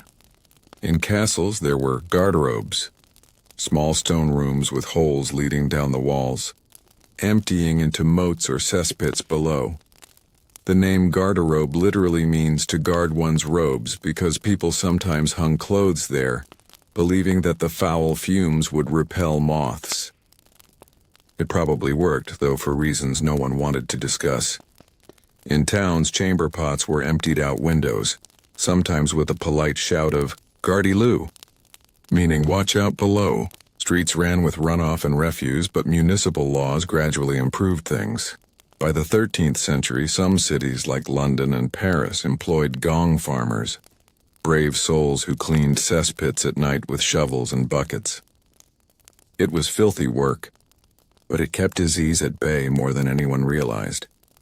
Hair washing, vinegar, herbs, and faith hair was a matter of pride, even if it was occasionally a home for lice. People washed it with vinegar water or a mix of herbs like rosemary, nettle, and chamomile. These cleansers didn't foam like modern shampoo, but they did remove grease and left a surprisingly pleasant scent. Lice, of course, were harder to manage. Combs with tightly spaced teeth, carved from bone or wood, were used to scrape out the unwelcome guests. Some women wrapped their hair in linen caps at night, and men shaved their heads entirely under hoods or coifs. Ironically, many monks shorn for holiness were among the cleanest people in Europe. Prayer and hygiene were closely linked in monasteries, and regular washing was part of spiritual discipline. So while knights swaggered through feasts smelling like horse and steel, monks quietly kept themselves and their souls a little cleaner, clothing as hygiene without daily baths. Cleanliness depended on linen. People wore fine white shirts or chemises next to their skin, not for fashion, but for function. Linen absorbed sweat and oil, and could be boiled clean in a pot of water with ashes or lye. Outer garments, wool, velvet, fur, were rarely washed. Instead, they were brushed, aired out in sunlight, and perfumed with herbs like lavender or thyme. It's strange to think, for medieval people, laundry was more important than bathing. If your linens were clean, you were considered clean. And truthfully, it worked in its own quiet way. Hands, nails, and the ritual of cleanliness. Washing hands was a surprisingly common custom, especially before and after meals. At banquets, servants poured rose water over guests' fingers, catching the drips in silver basins. Aromatics were added not for luxury alone, but because pleasant smells were thought to ward off sickness. Nails were trimmed with knives, faces wiped with cloth soaked in vinegar, and eyes bathed in warm wine to clear the sight. It all sounds extravagant, but it was really the medieval version of soap and skincare. A mixture of superstition and genuine observation, one hand dipped in faith, the other in practicality. Mouth fresheners, breath of the brave before toothpaste. There were chew sticks, twigs of sweet-smelling wood chewed until soft, then used to scrub the teeth. People also chewed parsley, fennel seeds, or cloves to sweeten their breath, a habit that actually helped kill bacteria. And if one couldn't afford spices, there was always the old standby, a sip of wine strong enough to sterilize both the mouth and the soul. The fragrance of faith cleanliness wasn't just physical, it was moral. Medieval people saw purity and hygiene as reflections of the soul. Bathing before holy days, washing hands before prayer, sprinkling oneself with holy water. These acts blurred the line between cleanliness and sanctity. In a way, their hygiene rituals were little prayers made with water and cloth, small gestures of control in a world that often felt chaotic. And so, the smell of the Middle Ages, it must have been everywhere. The musk of people, the smoke of fires, the sweetness of herbs, the faint sharpness of vinegar in basins by the door. Not clean, by our standards, but not filthy either, just human, earthy, alive. A world where people did their best with what they had, and sometimes in their strange and stinking way, they stumbled upon habits that actually worked. Hey there, night owl. If you're still awake, welcome back to another hour in the candlelit past. Tonight, we're not walking through battlefields or royal courts. We're wandering through the streets of the Middle Ages, and not during the day, when merchants shouted and bells rang, but at night, when the town gates creaked shut, the fires dimmed and life took on that strange, half-hidden rhythm that only exists in darkness. Because while we think of medieval nights as silent, dead, and empty, they were actually kind of alive, just in a different, more shadowy way. This is a story of flickering lamps, echoing footsteps, and the peculiar world that woke up after everyone was supposed to be asleep. So pull your blanket a little closer, and let's take a slow midnight walk through the medieval night. When the bells fell silent in most towns, night officially began when the church bells tolled curfew. The word itself, curfew, comes from the French couvre-feu, meaning cover the fire. It was quite literal. At the sound of the bell, families banked their hearths with ash to smother the flames, barred their shutters, and closed up for the night. Fire was the greatest urban fear. One spark could take a whole street. And once those bells faded into the cold air, the town changed. The chatter of the marketplace died out. Carts stopped rolling. Even animals quieted down, as if the whole world had agreed to hold its breath. But under that hush, not everyone slept. The night watch walking through a medieval town after curfew was a strange experience. If you were caught, you'd have to explain yourself to the watchman, a handful of men carrying lanterns, staffs, and sometimes dogs paid to patrol the streets until dawn. They were the medieval version of police, though organized might be too generous a word. Their job was simple: keep out thieves, drunks, and anyone suspicious. But they were often half asleep themselves, bundled in cloaks, complaining about the cold, and occasionally accepting a small bribe to look the other way. If they did find someone wandering after hours, the first question was always the same: who goes there? If you couldn't answer quickly, or convincingly, you might spend the night in a lock-up cell for your own safety. So yes, curfew was serious. But it didn't stop everyone, because for some, night was when the real work or play began. The workers of the night bakers, for one, lived by moonlight. Their ovens had to be hot by dawn, so while the rest of the town slept, they kneaded dough by candlelight, their hands moving rhythmically through the dark. You could tell where the bakery was by the smell, that warm, yeasty perfume that drifted down the empty street. Millers, too, worked through the night. So did blacksmiths repairing tools for the morning market, and midwives, who never had the luxury of choosing their hours. There were also the less official occupations. Tavern owners quietly reopened after curfew, serving ale behind half-closed doors to anyone with coin, and in the corners of the city, near the rivers, under bridges, other trades were plying their craft, the kind the church preferred not to see. Taverns, alehouses, and midnight laughs for all its moral strictness, medieval society had a soft spot for a good drink. Alehouses were the social hearts of towns, simple, smoky places where people drank, sang, and occasionally fell off benches. By day they served merchants and craftsmen. By night they turned into something more secretive. You'd find dice games played under the table, couples whispering behind curtains, and the occasional local priest pretending to be there for community outreach. The drinks weren't strong. Ale was often just a few % alcohol, but when you had enough of it, and enough gossip, the laughter could last until the first cockcrow. And despite the church's endless sermons about sin and temptation, these taverns were where communities actually bonded, where marriages were arranged, friendships sealed, and feuds quietly negotiated over wooden mugs. The night, it turns out, wasn't all vice. It was also peace, and of a noisy human sort.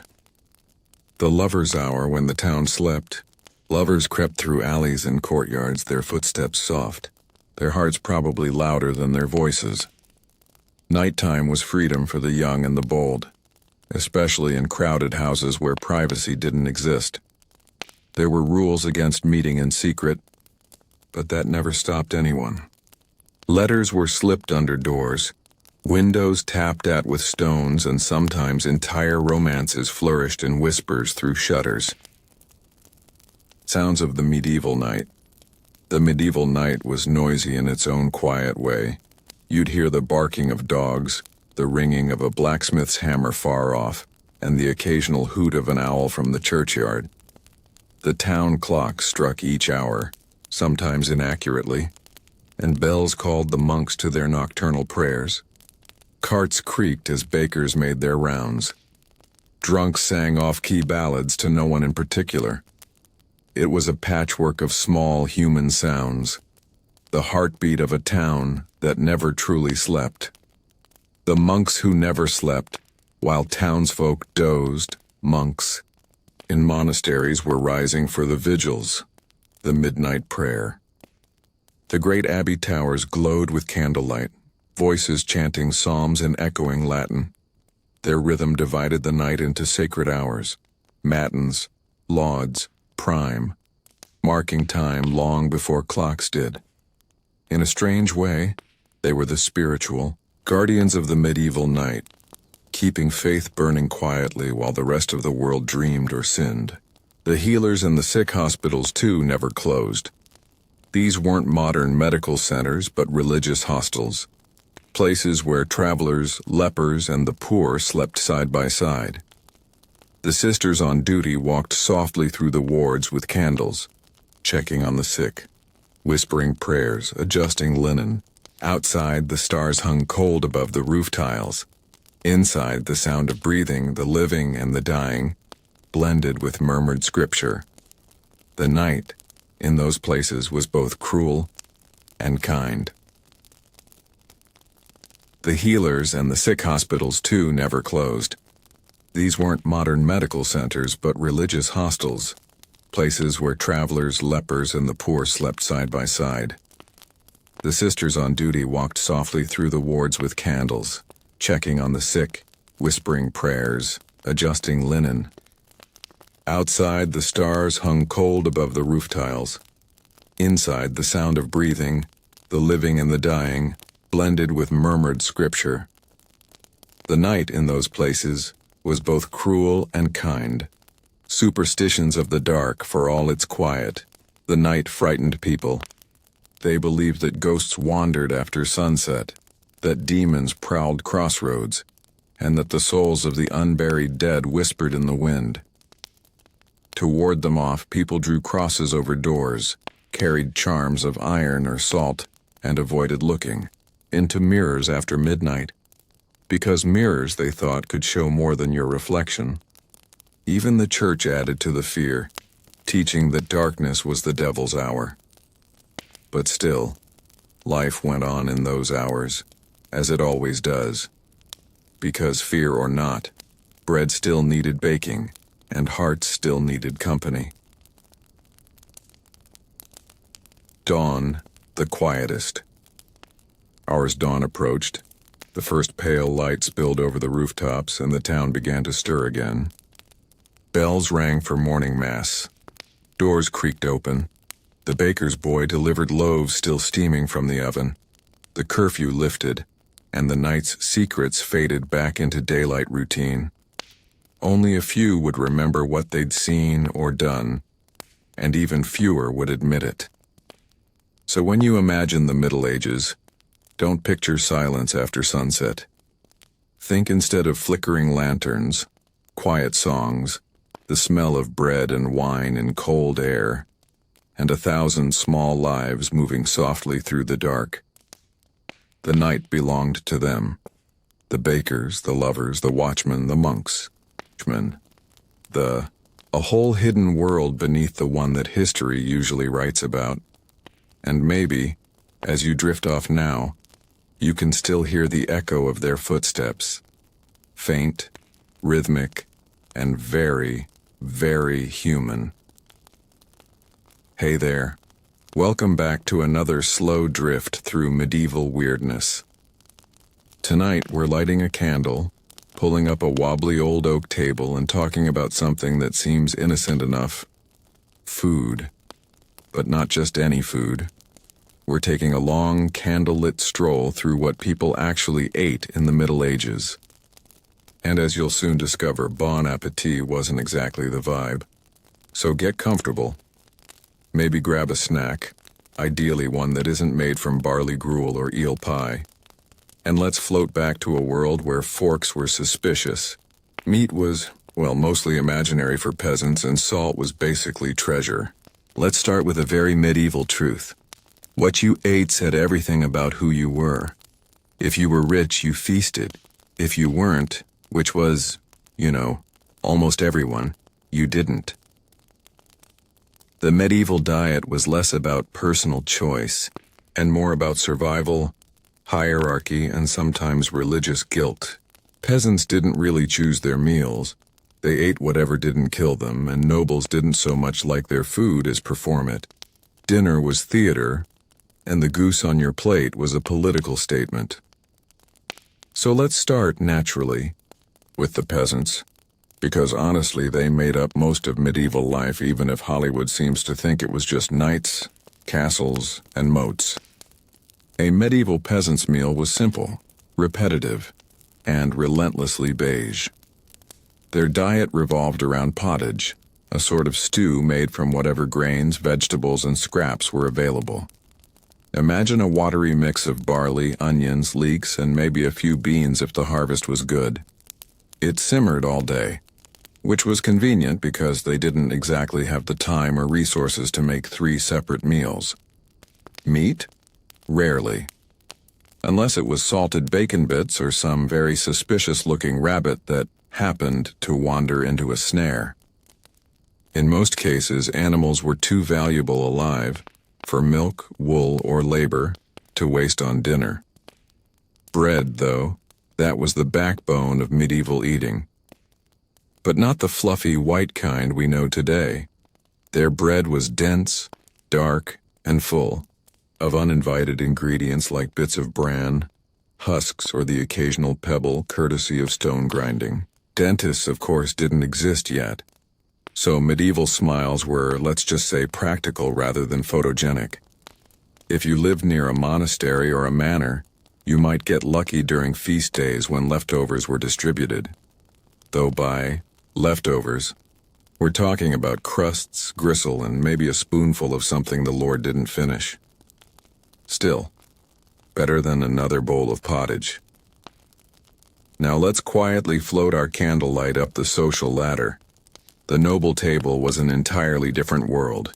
glittering, excessive, and designed to remind everyone who was in charge.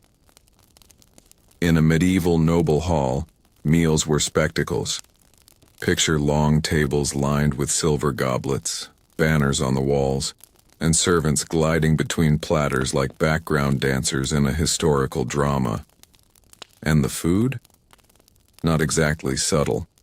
Medieval nobles loved to show off with dishes that were theatrical, to put it mildly. A roasted swan covered in its own feathers, a peacock with a gold-painted beak, whole pies that, when cut open, released live birds, because apparently no dinner was complete without a moment of chaos. There were roasts of venison, boar, and goose, all heavily spiced.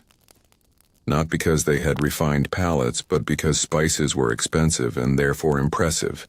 Cinnamon, cloves, pepper, and saffron traveled thousands of miles, and sprinkling them on your meat was the medieval version of wearing designer labels.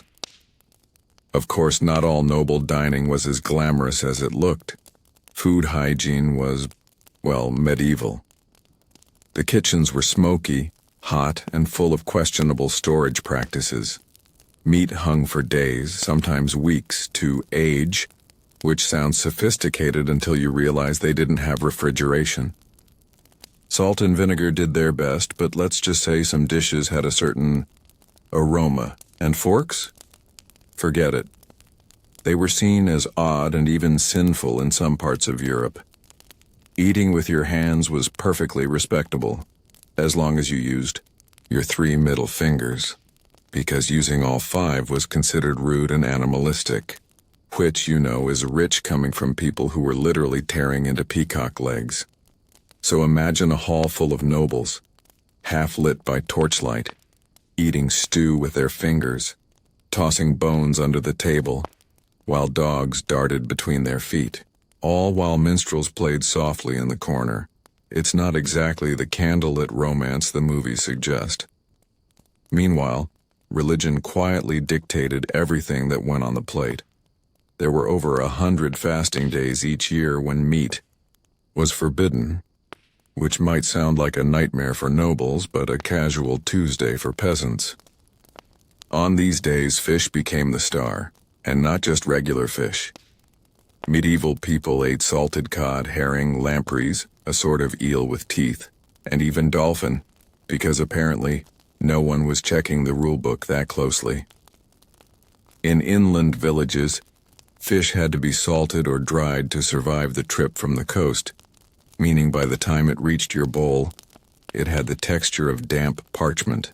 Still, it was considered pious to eat it, because nothing says holiness quite like gnawing through a fish that's been dead for 3 weeks. Let's not forget about drinks. Water, surprisingly, was avoided whenever possible. It was too risky. So most people drank ale. Not the strong, frothy kind you might imagine, but a weak, cloudy, low-alcohol version called small ale. Even children drank it. It was basically medieval hydration with a side of mild tipsiness. The wealthy, of course, preferred wine, imported from France or Italy if they could afford it. The quality depended on your social class. Nobles had the fine vintages, while monks and minor lords got whatever tasted less like vinegar that year. Desserts were rare. Sugar was a luxury, so sweets were more medicinal than indulgent. Think honeyed almonds, spiced fruit, or candied ginger, usually served at the end of a feast to aid digestion, though they were really just an excuse to use more expensive spices. For peasants, dessert might be a piece of fruit or a crust dipped in ale. Simple pleasures, really. But here's the fun part. The medieval concept of freshness was very different from ours. Food wasn't expected to taste fresh. It was expected to fill you up and not kill you immediately. Preservation was everything. So they salted, smoked, dried, and pickled almost everything edible. Even milk couldn't just sit around. It became cheese, butter, or curds. Fruits were turned into jams or vinegars. Vegetables were stewed beyond recognition.